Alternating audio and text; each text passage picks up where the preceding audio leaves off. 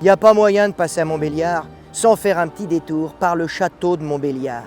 Parce que le château de Montbéliard, c'est le papa de la ville. Il a plus de 1000 ans et c'est autour de lui que la cité s'est construite. Un château hautement stratégique parce que pendant des siècles, Montbéliard s'est retrouvé à la frontière entre les deux superpuissances que vont devenir la France et l'Allemagne. Mais malgré ces deux super costauds, Montbéliard réussira toujours à tirer son épingle du jeu et à garder une relative autonomie, voire même une indépendance. Mais tout ça vous sera raconté mieux que moi au musée du château de Montbéliard, justement, qui récemment vient d'être réorganisé. On va faire un petit tour à l'intérieur.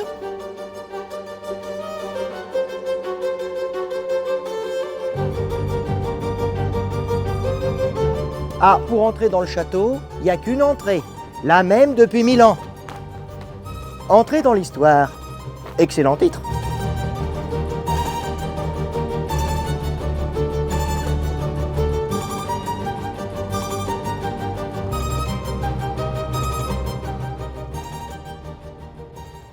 Il y a notamment un mapping formidable qui vous raconte toute l'histoire de Montbéliard en 5 minutes. Oui, ils sont plus rapides qu'à toute berzingue. Mais bon, je suis pas jaloux parce que c'est au service de Montbéliard. Et en plus, je suis assez content parce que regardez, moi aussi je suis mappé.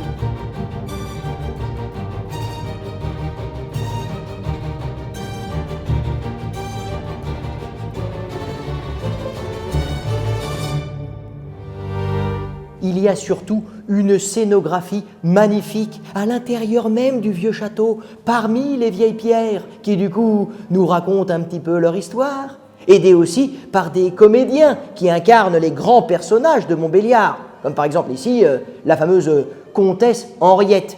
Mais bon, ne la dérangeons pas, elle s'apprête à se marier avec un Wurtemberg.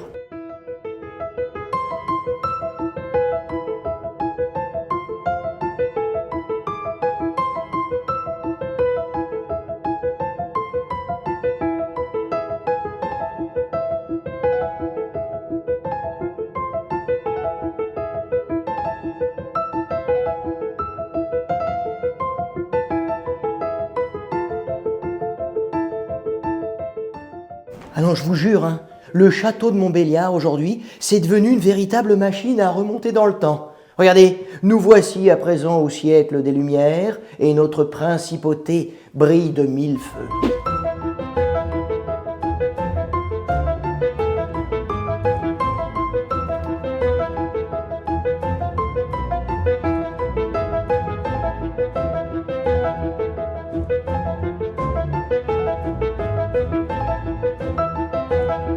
Principauté où une princesse de Montbéliard va même devenir impératrice. Impératrice de Russie. Sophie Dorothée va devenir Maria Féodorovna.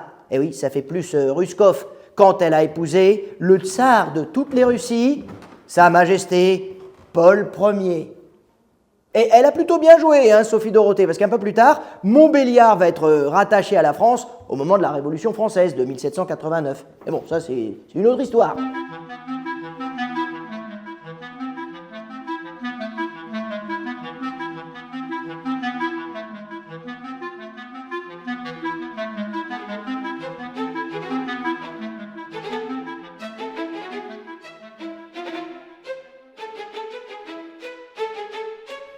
Alors les enfants, n'hésitez pas, venez dans les entrailles du château de Montbéliard. On vous y a concocté un succulent repas. Au menu, l'histoire d'une sublime cité, devenue comté, puis duché, puis principauté, et dont le destin n'a pas fini de nous étonner.